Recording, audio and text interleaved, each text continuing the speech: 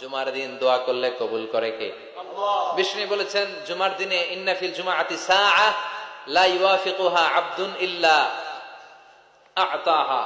জুমার দিনে এমন একটা মুহূর্ত বা ক্ষণ আছে, ওই মুহূর্তে যে যাই চাবে আল্লাহ তাই দিয়ে দিবে। নামাজের আগে, কেউ বলেছে নামাজের পরে। সবচেয়ে গ্রহণযোগ্য মতামত হচ্ছে আসরের সালাতের পরে মাগরিবের আগ পর্যন্ত, বিশেষ করে ক্বাবলা গুরুবিশ শামস, সূর্য ডোবার আগের যে অন্তিম মুহূর্তটা, ওই মুহূর্তে আপনি আল্লাহর কাছে যাই চাবেন আল্লাহ তাই দিয়ে আপনাকে ধন্য করে দেবে।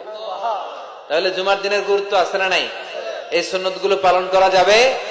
আগে আগে জুমার নামাজে যাওয়া যাবে, জুমার খুতবায় অংশগ্রহণ করা যাবে। তো এই জুমার খুতবাগুলো নিজেদের জীবনের জন্য পাথেয় হিসেবে সংগ্রহ করতে হবে।